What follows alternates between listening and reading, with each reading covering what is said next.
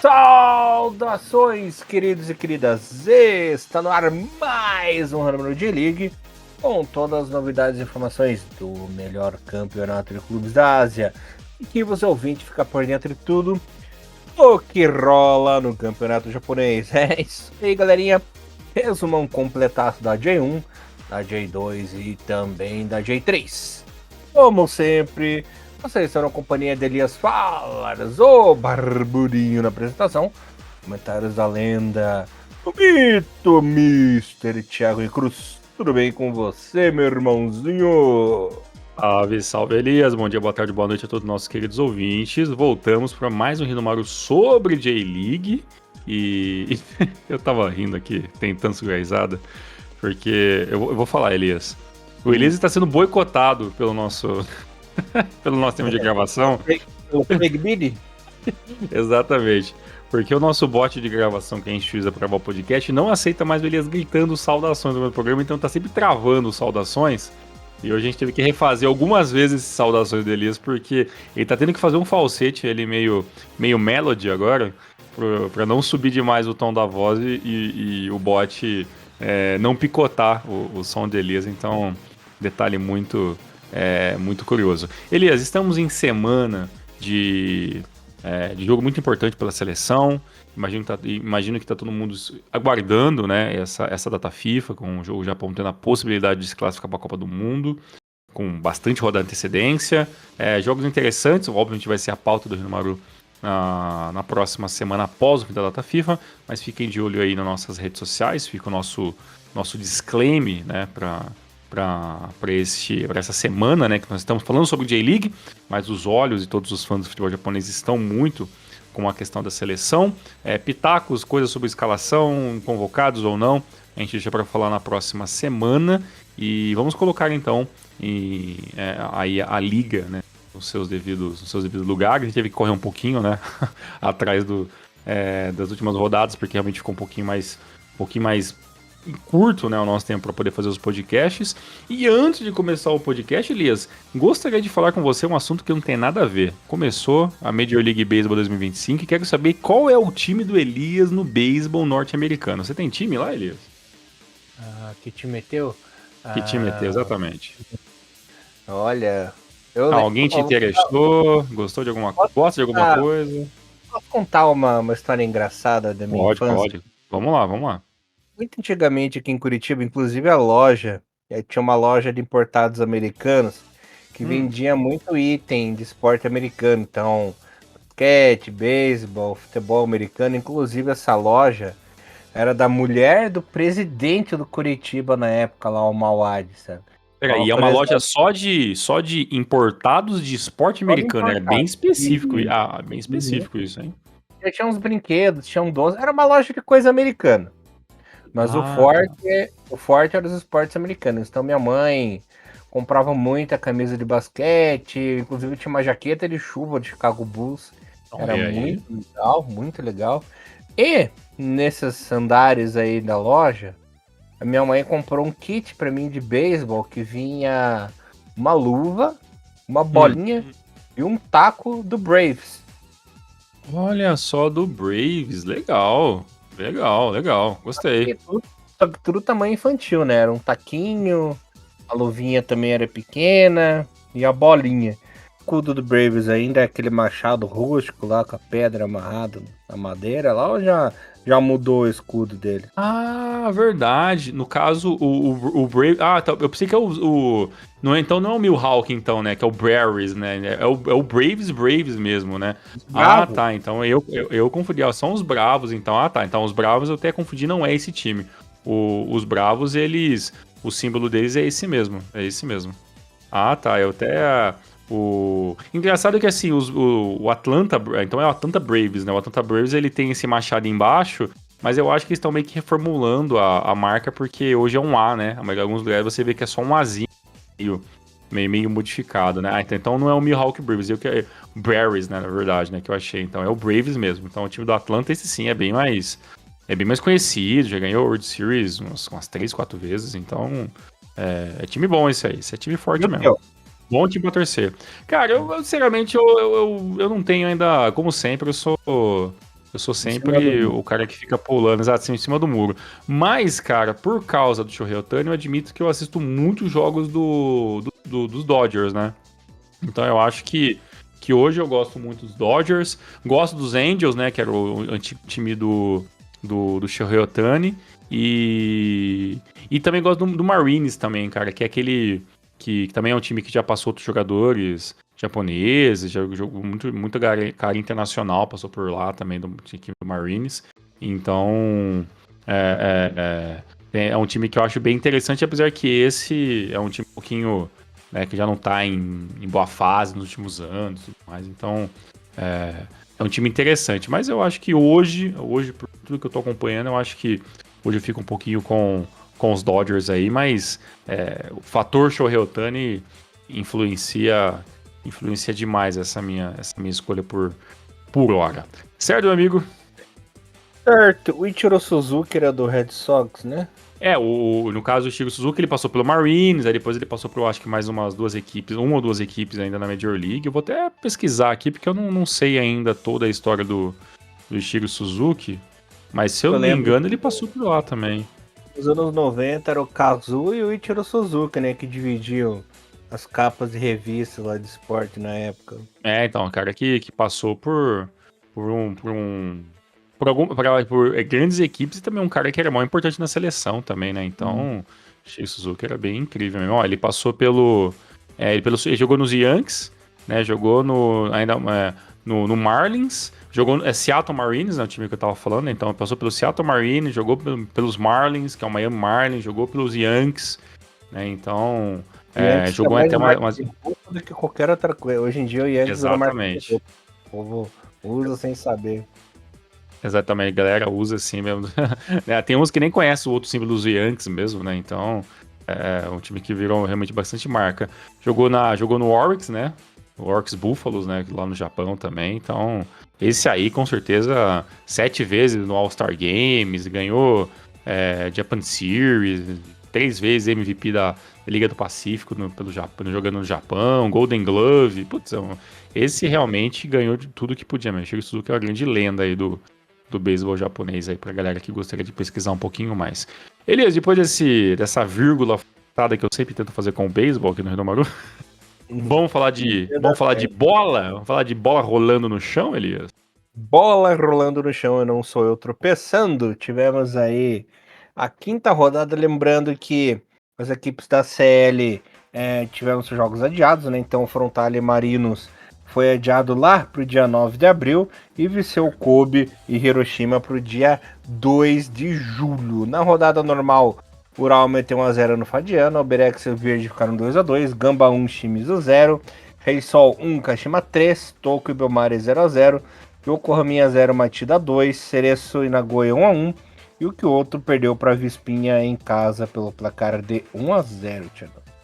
Olha aí, detalhes para a vitória do Kashima em cima do Cachorro Sol. O Cachorro Sol jogando muito bem, hein? Jogando muito bem o campeonato, teve essa derrota pro Kashima aí, mas um belíssimo jogo. Para mim também deixa uma vírgula para boa vitória, apesar de 1x0, foi um bom jogo entre Kyoto e Avispa Fukuoka, uma vitória importante do Avispa fora de casa.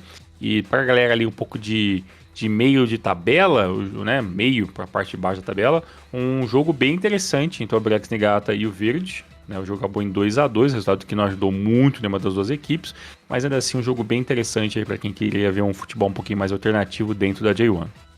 Uhum.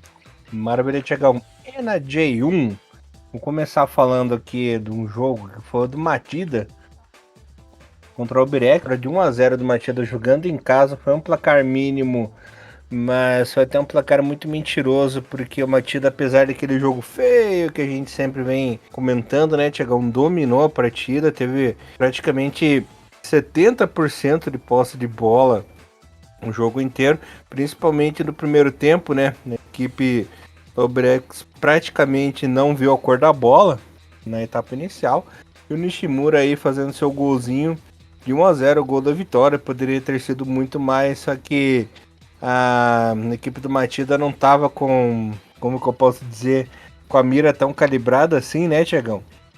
Então, mas mesmo assim conseguiu aí somar aí seus pontinhos, uma boa vitória, lembrando que com esse triunfo aí, a equipe agora está na segunda colocação, parece que continua com aquela escalada do ano passado, né? Aí no G3, 12 pontinhos, saldo positivo aí de mais 3, fazendo seus resultados em casa. É um time que tá muito bem, né, defensivamente, né? Com o Drecevic, o Shoji jogando fino da bola. A parte ofensiva, o Nishimura ele caiu como uma luva, né, Tiagão, nessa equipe do Matida. Então o ataque que já era bom, já era eficiente, melhorou mais ainda com a entrada dessa peça aí que nem parece que ele não era jogador até ano passado da equipe do Matida, porque se adaptou muito bem, né? Se adaptou muito bem ao estilo, até porque no Marinos, o Marinos jogava tão diferente assim do Matida, né? O do Matida é um futebol mais feio, um futebol mais de pegada, mas até que aparecidinho.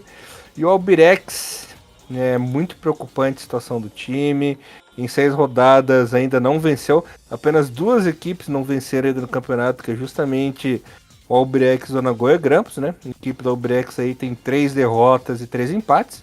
3 pontinhos apenas na 19ª colocação. E o Nagoya tem 2 empates só na lanterninha com 2 pontos. Então, um sinal vermelho já para a equipe do Albirex, que mesmo vencendo na próxima rodada, ainda não sai da zona de rebaixamento, porque a primeira equipe fora é a Oral com 6, né? Então, uma coisa que a gente já havia comentado no nosso preview, né, Tiagão? Que a equipe do Albirex vendeu seus bons jogadores e não conseguiu repor nenhum nome à altura aí, nomes bem inferiores dos jogadores que saíram. E parece que a conta aí tá chegando mais cedo do que a gente esperava. Isso é uma. Isso já era um pouco de uma pedra cantada dessa dificuldade que o Brex ia ter o campeonato todo, né?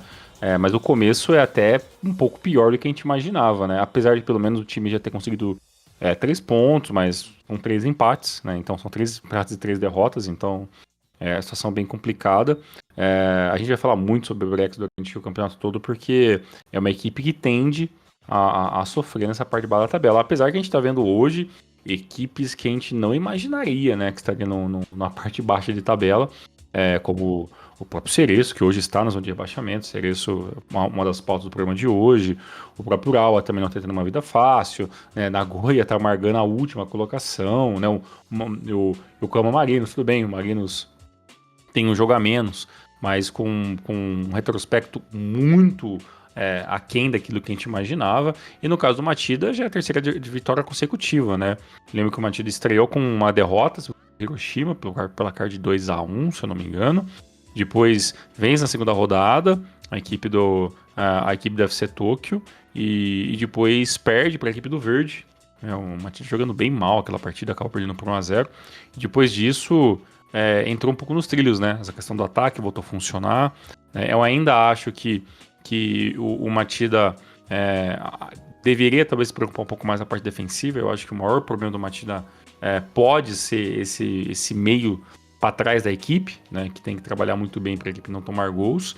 E vem funcionando, né? Então, inclusive nas últimas 2 partidas que o Matida venceu, tanto, né, a belíssima vitória contra o Yokohama FC na última rodada por 2-0 e agora essa, são 2 partidas que o Matida não toma gols, né? Então, melhorou. As modificações estão sendo feitas fora de campo nos treinamentos, vem fazendo essa Matida voltar a evoluir, a pelo menos chegar um pouquinho próximo daquilo que era o ano passado. A base ainda é a mesma.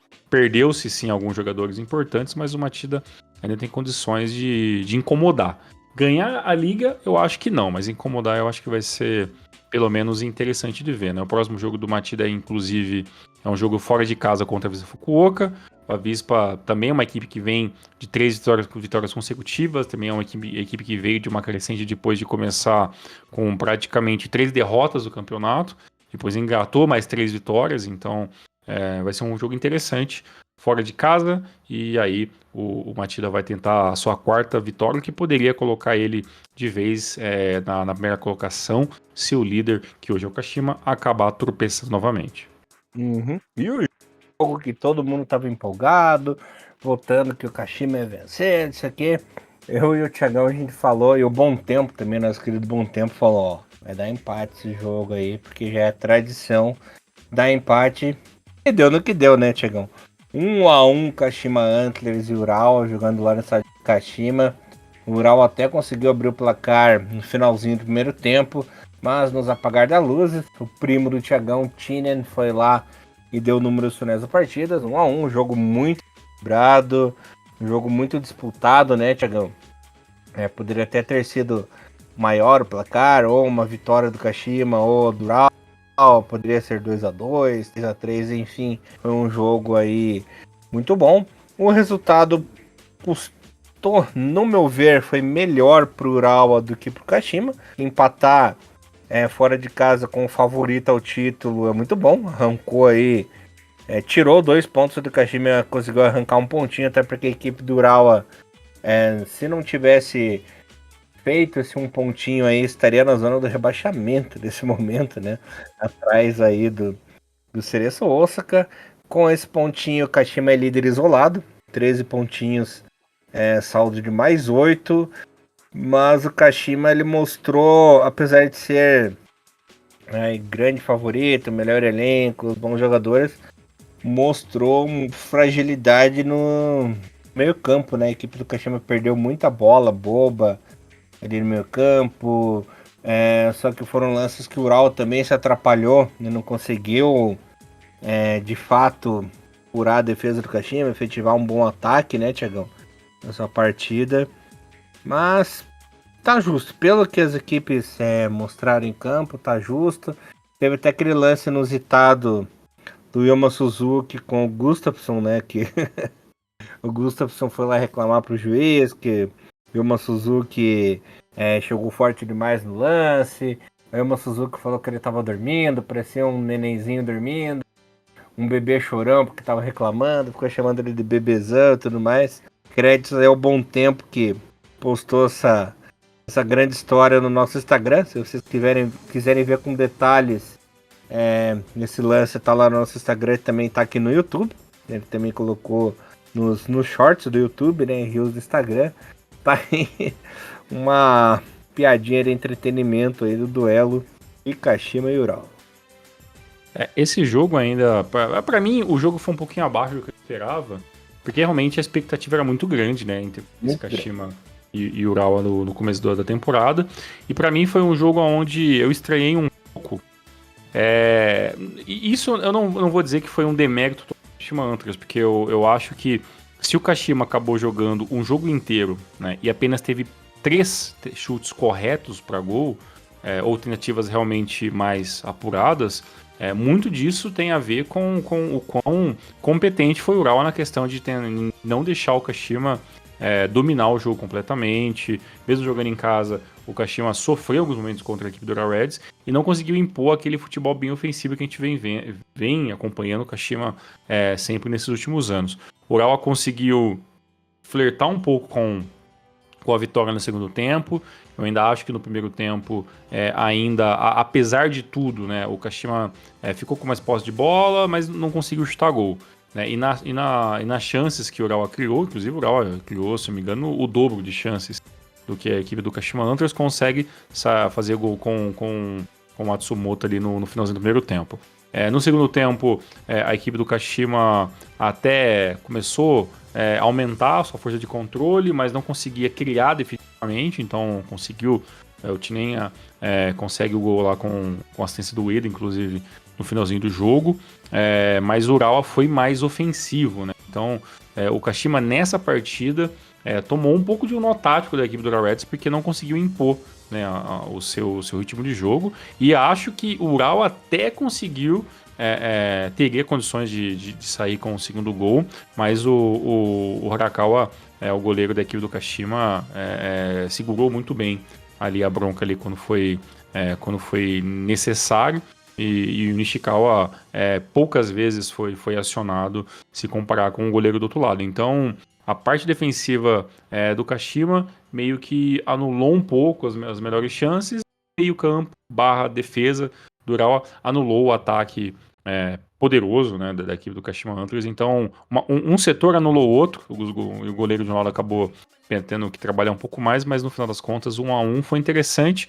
Essa treta aí entre, né, vou chamar de treta, né, mas talvez o burburinho que surgiu ali entre o Yuma Suzuki e o Gustafsson acabou sendo um tempero a mais, que acabou rodando as redes sociais nos últimos dias, e acho extremamente saudável, né, ver os jogadores se estranhando um pouco, né, talvez um nível de provocação. Você vê que o Yuma Suzuki é um cara bem mais debochado, né, do que a média dos jogadores japoneses, então isso deu um tempero interessante pro jogo, e realmente o Yuma Suzuki fazendo ali, né, a expressão, né, de que o cara tava dormindo, chamando um cara de bebezão, isso é realmente uma coisa que a gente não vê todo dia, e o Gustafsson acabou caindo na pilha, né, do Yuma Suzuki, mas acabou ficando por isso mesmo. Elias, os jogos que eu vou comentar hoje aquela, né, aquela dupla maravilhosa que mexe aqui no Rimaru, que são as duas equipes de Osaka, né, pelo bem ou pelo mal, as equipes de Osaka sempre dão entretenimento pro podcast, e eu vou falar hoje do jogo entre Gamba Osaka e Yokohama F Marinos. O jogo que me deixou um pouco curioso, Elias, porque eu imaginava que seria um jogo muito difícil pro Gamba ganhar, né? Mas a equipe do Marinos precisava também um pouco desesperadamente de vitória também, né? Porque o Marinos, apesar de ter um jogo a menos, né, as condições de estar lá entre os décimos e o 15º para baixo é uma situação muito incômoda para uma equipe que tem uma perspectiva tão alta como a equipe do Marinos. E nesse jogo, Elias, dá para dizer que acabou dando pouca lógica, né? A equipe do Marinos venceu, mas a equipe do Gamba dominou todos os recursos do jogo quase o jogo inteiro, mas falhou sempre naquela parte que a gente sempre fala, né? O Gamba sempre fala no meio de criação para fazer o gol, e o esquema tático às vezes é um pouco confuso, né? O Gamba começa bem a partida, mas foi o gol do Tono, né? Com a assistência do Ian, que abriu o placar para o Marinos aos 20 minutos. O Gamba continua o seu meio de campo sem pressionar a equipe do Marinos. O Marinos teve que jogar fechado praticamente o jogo inteiro, né, jogando sempre no contra-ataque, buscando sempre o erro, mas nos dois períodos o Gamba ficou com mais posse de bola, o Gamba tentou mais chutes a gol, o Gamba teve mais chutes corretos que deu problemas para o goleiro da equipe do Marinos, mas o Marinos foi se organizando. O Parque, para mim, foi excepcional essa partida pelo Marinos, defendeu assim bolas muito difíceis mesmo, o que mostra que essa contratação do Park Hugh foi assim assertiva demais assim em vários aspectos, porque realmente é um goleiro veterano de 5 anos que vem de um Sagantosu assim, e de algumas temporadas já sofrendo desde 2000 estava no Sagantosu, e esse retorno do Park Hugh para a equipe do Marinos, já quem não lembra, o Park Hugh era lá no 2020, 2019, goleiro da equipe do Marinos, volta para casa e vem mostrando que o tempo lhe fez bem nesse aspecto, e ele conseguiu travar todas as melhores tentativas da equipe do Gamba Osaka. Para mim, o negócio mais curioso dessa partida, Elias, é que o Gamba, de pelo menos 80% das vezes que o Gamba tentava ir pro ataque, tentava ir sempre pelo mesmo lado. Então, assim, eu não sei se isso foi talvez explicado pelo treinador, que tentou, vamos tentar sempre ali, né,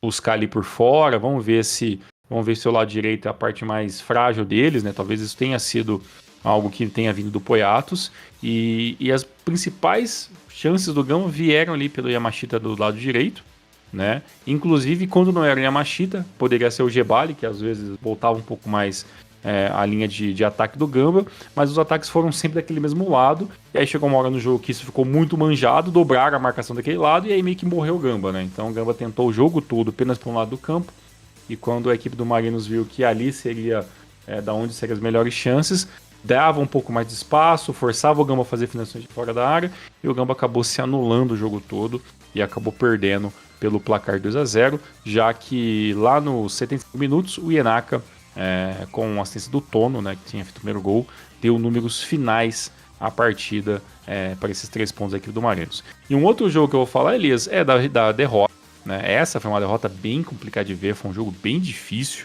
de se acompanhar, porque faz muito tempo que eu não vejo o Cerezo fazer um jogo tão ruim, né? E o Yokohama FC conseguiu uma vitória muito da tranquila em cima de um Cereço extremamente desconfigurado defensivamente. Sinceramente, eu não entendi. Os dois gols vieram de jogadas que o Sakuragawa forçou a marcação, né, em cima de algum jogador da equipe do Cereço. O Cereço meio que tentou um esquema de marcação bem baixa, então ele esperava a todo momento a bola, os jogadores vierem muito para cima para a equipe do Cereço fechar a marcação, mas é uma marcação que eu não entendia, era uma marcação que não era agressiva, era muito passiva, talvez esperando que o toque final seria errado, e daí sai o primeiro gol, né? O Sakuragawa recebe uma bola que vem de uma combinação de lateral, ele ganha no embate, passa pelos dois jogadores, tem 5, 6 jogadores na área, ele dá o toque, o Yamada vem tranquilamente, sem ninguém marcando ele, assim, completamente erro de marcação de todos os lados da defesa da equipe do Cereço, 1-0 aos 27 minutos, e no segundo tempo, uma tentativa de chute ali, de quase um cruzamento, na verdade, do lado esquerdo do campo, o goleiro Kim Jin-hyun aí, né, que tanto, né, o Bom Tempo, né, adora, né, acaba dando tapa na bola muito fraca dentro da área, e essa bola sobra maravilhosamente redonda pro Yamané bater de primeira, estufar a rede e meio que dar números finais. Cereço assim, irreconhecível nessa partida, goleiro jogando ruim, defesa perdida, meio campo completamente desconfigurado, e detalhe interessante, né, não é tão interessante, só um detalhe minimamente para mim, depois dessa derrota da equipe do Cereço na última rodada, segunda-feira foi o aniversário do Kagawa, né? Foi o aniversário do Kagawa. 36 anos, aí colocaram lá no Twitter, né? O cara meteu do nada o aniversário do Kagawa. 36 anos. E aí os comentários um é melhor que o outro, né? Alguns dando os parabéns, assim, outros colocando umas carinhas meio tipo, pô, que vocês estão comemorando o quê, né, cara? A gente acabou de perder 2-0 do Yokohama FC. E, enfim, né? Então, há 2 dias antes do aniversário do grande deus King Kagawa, o Cereço me apronta essa pataquada e perde 2-0 do Yokohama FC, que aí subiu para a 13ª colocação. Mas beleza. Para não falar de 2 jogos bem ruins, que esse inclusive foi muito ruim, gostaria de fazer aqui Exatamente, gente, eu vou fazer aqui um adendo e vou adicionar um jogo no podcast de hoje, que foi o empate entre Hiroshima e Cachoeira Reysol. Um jogo bem interessante mesmo, com pelo menos 2 gols anulados pela equipe do Cachoeira Reysol. Um impedimento e o outro, a bola acabou pegando na mão do jogador quando ele tentou dominar e fazer a finalização. Um jogo onde o Reysol pressionou demais a equipe do Hiroshima. Eu não imaginava que o Reysol viria com tanta gana nesse jogo fora de casa contra o Hiroshima lá no Peace Wing, né? Então, a nova casa do Hiroshima vem sendo um local onde o Hiroshima não tende a passar muitas dificuldades para as equipes de porte médio, né, dentro da J-League, que a gente sabe que é a situação do Reysol, uma equipe de porte médio, que já ganhou J-League, mas hoje é uma equipe de escopo muito menor. Mas com 60% de posse de bola e algumas boas tentativas, o Reysol dá para dizer que botou uma pressão bem interessante, viu? O primeiro tempo bem bacana, começa até com o Hosoya no banco, né, nessa partida, e o Hosoya entra no final do jogo para meio que salvar a equipe do Reysol, mas no primeiro tempo onde a equipe pressionou bem, o Rio German perdeu um gol, Elias, que chegou assim da vergonha, cara, cruzamento rasteiro, da direita para dentro da área, ele sozinho, sem marcação, o que ele faz? Chuta pra fora, cara. Então, tipo assim, um negócio assim, inacreditável, Rio German, olha, vou te falar, viu? É nível assim, a Costa, sabe, no Corinthians, né? Nos anos 2000, o cara realmente de uma grosseria, o Rio German às vezes, que eu me assusto e não parece o cara que a gente viu o ano passado na J-League. O jogo foi se organizando, né? O Higachi conseguiu uma belíssima finalização ali no segundo tempo para fazer 1-0 para que ele fez Hiroshima, a bola veio cruzada, ele pegou de primeira, belíssimo lance. E no final do jogo, né, quando a equipe do Reysol, eu imaginei que poderia até se defender para tomar 1-0 só e fora de casa, tudo bem. Colocou aqui para frente, fez as modificações corretas, colocou o Mal Hosoya e foi exatamente dele, 5 minutos depois que ele entrou, o Kinoshita conseguiu uma arrancada ali pelo lado esquerdo, fez o cruzamento rasteiro, pegou o Rossoé lá na frente, ele só colocou a bola para dentro do gol 1-1. Então, um resultado importantíssimo para a equipe do Rei Sol, que mantém até agora uma J-League muito invejável por muitos equipes que hoje estão na parte de baixo da tabela. Perdeu, né, na rodada passada, né, para a equipe do Kashima, empata agora com a equipe do Sanfrecce Hiroshima, se mantém em quarto colocado, até agora vencendo uma campanha de 3 vitórias, dois empates e apenas uma derrota. Então, dos 4 primeiros colocados, apesar de muito legal ver o Matida, né, entre esses 4 colocados, mas com certeza o destaque até o momento da J-League vencendo esse Rei Sol que ninguém imaginava que poderia lutar acima da 10ª colocação e vem se colocando muito bem em quarto até o momento. Maravilha, Tiagão. Só passando aqui pra galerinha, atualizando a tabela, o líder no momento é o Kashima, 13 pontinhos, em segundo Matida, 12 pontinhos, em terceiro Hiroshima, 11 pontinhos. Lembrando que os 2 primeiros têm vaga na CL Elite e o terceiro na CL2. Aliás, mudou esse ano, né? Os 3 têm vaga direta na CL Elite, já havia me esquecido desse detalhe. Os 3 vão para a CL Elite. Rebaixados no momento, 18º Cereço, 5 pontinhos, 19º Uberex, 3. Na lanterninha, Nagoya, apenas 2 pontinhos. E o artilheiro é o Xará do Mr. Tiagão, parceiraço dele, Léo Ceará do Kashima, com 5 gols. Muito bem. Maravilha, Tiagão. Bora para J2, rapaz? Vamos lá, que o Jeff ganhou mais uma. J2 pegando fogo, com o Lucas Prado sonhando alto e feliz aí nessa quinta rodada. O Diff United meteu 5-1 para cima do Errime. O Blobs perdeu em casa pro Sapporo por 3-1. Finalmente o Corujinha acordou, Tiagão. Júbilo 2, Golfo 1, ó, o Júbilo acordando também. Fudieda 2 e o Aki 0. Sagan também acordou, Tiagão, e derrotou logo o Omiya, né? Que tava aí. E aí? O maior crescente acordou e com estilo, né? Nagasaki 1, Tokushima 0, Ross Kumamoto 1, Monterio 3, Mito e Sendai 2-2, Renault Fai 8 1-1 e Imabari Cataler 0-0. Finalmente as equipes acordaram e agora todas somam pontos na liga, Tiagão. Muito bem, o Jeff, né? Jeff Tiba, do nosso querido amigo lá do nosso grupo lá, o Lucas Prado, 100%, né? O único 100% do campeonato até o momento, 5 vitórias, 15 gols feitos, apenas 4 tomados, é o melhor ataque, não é a melhor defesa ainda é a do Omiya, apesar de ter perdido nessa última rodada. Até o momento o Omiya só tinha tomado 2 gols no campeonato, né? Então agora tomou o terceiro, e um campeonato bem interessante do Jeff, que vem mostrando força nesse começo da J-League. Apesar que quando eu vi o resultado, eu falei, caramba, 5-1, beleza, Jeff. Aí fui ver contra quem? Putz, é contra o Rime, que é o pior time, eu acho, que desse ano na J2. O Rime frangalhos, né? O Rime muito... Eu já tô prevendo que vai ser muito difícil esse Rime conseguir alguma coisa além de uma 16ª colocação com muito esforço.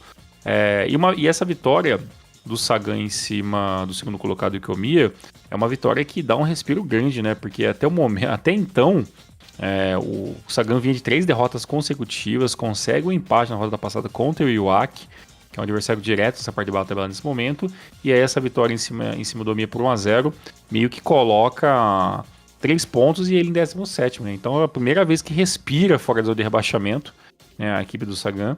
Então, um campeonato muito longo pela frente para se organizar. A mesma coisa pela equipe do Sapporo, consegue uma vitória, mas até então vinha de 4 derrotas consecutivas, né? Então, essa vitória em cima do Blobits Akita pelo placar 3-1, espero que dê um up, porque o Sapporo também está em condições assim muito, muito complicadas. No meio, daquela galera do playoff, ainda tem óbvio, a gente vai ter muita coisa aberta durante muito tempo, mas gostaria de ressaltar que tem uma equipe que está incomodando já aos poucos, que é o Vegalta, né? Vem 2 empates, né? Não tá deixando a galera de cima dar aquela despontada muito longa, né? Gostei de ver o Melbari em sexto, acho que o Melbari tem condições de também dar uma incomodada, não acho que tenha condições, mas dar uma incomodada. E até o próprio Tokushima, né? O Tokushima Vortex, depois aí de anos tenebrosos, né? Uma 8ª colocação, uma equipe que até esta rodada não sabia que era derrota, de duas vitórias seguidas e 2 empates, agora acaba perdendo com um adversário direto pela classificação do playoff, né, que é o Vivari Nagasaki, que para mim o Vivari Nagasaki tem uma obrigação muito grande de tentar alguma coisa esse ano. Eu acho que o Vivari passou por muitas coisas nos últimos anos e vem meio amadurecendo essa ideia de voltar de A1. Então eu acho que esse é um ano muito não do tudo ou nada, mas de colocar um pouco mais de cartas na mesa, inclusive, né, com logo novo e tudo mais. Então eu acho que essa respiro novo na marca do Vivari Nagasaki, apesar que eu achei o escudo novo uma verdadeira merda, mas acho que isso vai influenciar o Vivari, tentar alguma coisa a mais, talvez um investimento a mais ali no meio do ano, com um possível bom nome dentro do escopo da J2. Então eu acho que é assim que funciona. Katarina Toyama em segundo, em quarto, bacana também, e vamos ver o que acontece. E para mim, de todos esses primeiros colocados, o único que não consigo ficar ainda muito animado é com o Jubiluata, que está em quinto, venceu essa rodada, mas as últimas 2 derrotas me deixou com um pouquinho atrás da orelha. Inclusive, ele tomou massa coletada, tomou 3-1 da equipe do Katarina Toyama na penúltima rodada, e foi uma derrota que eu assisti o jogo e fiquei meio impressionado o quão ruim pode ser a defesa do Júbilo em um dia muito ruim. Maravilha, Mr. Thiagão. Só quero passar aqui rapidinho por completo como que tá a situação na J2. O GF United é o líder com 15 pontinhos, continua uma sequência maravilhosa de 5 vitórias seguidas, né? Ainda não perdeu, ainda não empatou, só venceu. Em segundo, o Omiya com 12 pontinhos, teve aí sua primeira derrota, equipes que subiriam direto. Agora o famoso playoff, né, Thiago?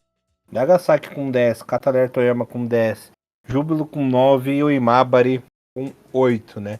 Rebaixados no momento o Iwaki com 3 pontinhos, Sapporo com 3 pontinhos, na lanterninha o Ehime com 1 pontinho, o artilheiro ainda é o Komatsu do Blaubitz com 6 golzinhos, Thiagão. Olha aí, lembrando que a J2 não paga pra data FIFA, hein? Final de semana tem J2 pra quem quiser ver os jogos aí. Maravilha. Na J3, Mr. Thiagão, tivemos 2 jogos que acabaram sendo adiados, né? Que foi o do Fukushima contra o Azul Claro e o Matsumoto contra o Nagano. Parceiro, deu toda aquela chuvarada e coisa no Japão, chuva de granizo, o escambau que foi bem feio aí no fim de semana, né? Então tiveram essas partidas adiadas. O que aconteceu na quinta rodada foi Kochi United e Kagoshima 2-2, Sagamihara e Nara 1-1, Kamatamare 1, Ryukyu 0, Giravans 1, Fanrauri 0, Tochigi 1, Osaka 0, Tochigi City 3, Tegebaharo 2, Zaspa 2, Gainari Totori 0 e Gifu 1, Tsuegen Kanazawa 2. O líder é Osaka FC com 10 pontinhos, em segundo Tochigi City com 10 também. Na parte de baixo da tabela, na lanterninha, o Ryukyu com apenas 1 pontinho e no playoff, Gainari Totori com 2. Muito bem, Elias, e gostaria de trazer uma informação para vocês aqui extremamente relevante. Sagamihara, pela primeira vez no campeonato, pontua 2 jogos seguidos. O que significa isso? Absolutamente nada. Muitos times com poucos jogos, né? Eu queria falar muito do Matsumoto, mas apenas 3 jogos, né? Já são 2 que já estão atrasados, enfim. Vamos deixar para falar sobre o J3 um pouco mais para frente, mas Osaka na frente, bacana, Tochigi Siga em segundo, muito legal. Equipes aí que vieram da JFL mostrando empenho nesse comecinho do campeonato. Ainda ninguém sabe muito bem como jogar 100% contra essas equipes, o que eu acho, para nível de futebol profissional, um negócio meio que esquisito, né? Mas enfim, né? Se acontece na primeira divisão, é bem provável que isso aconteça na terceira divisão ainda mais. Mas nesse momento, o Osaka e o Tochigi vêm sendo adversários difíceis de se prever, para dizer aí pelo menos o mínimo.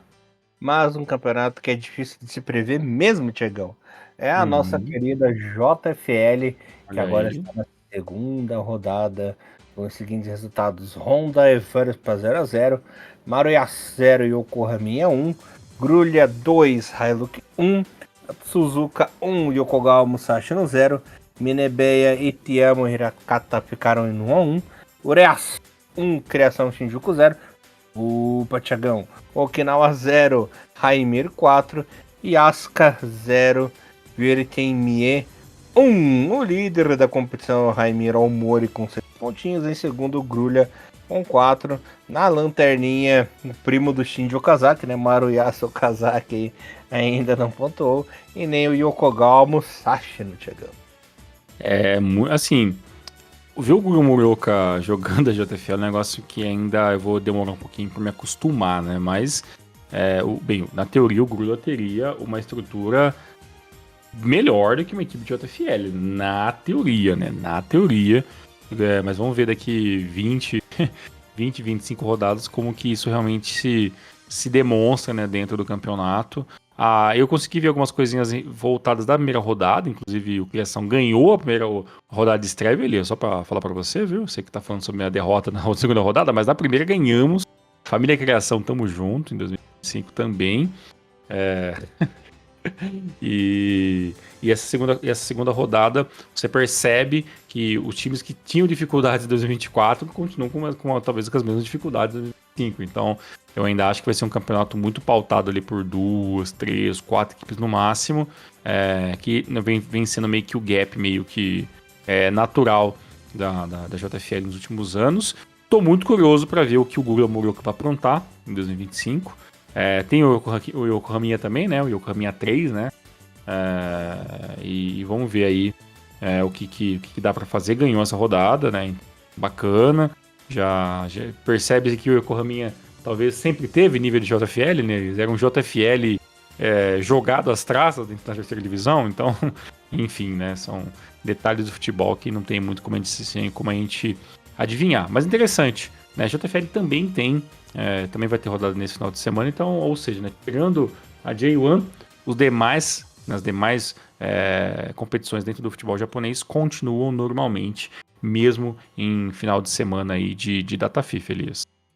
Maravilha, Thiago. Você já postou aí o seu cachecol no Criação Shinjuku na internet, cara? Não postei, cara. Eu vou até uma hora tirar uma foto, vou pedir pra Bruna tirar pra mim uma foto com ele.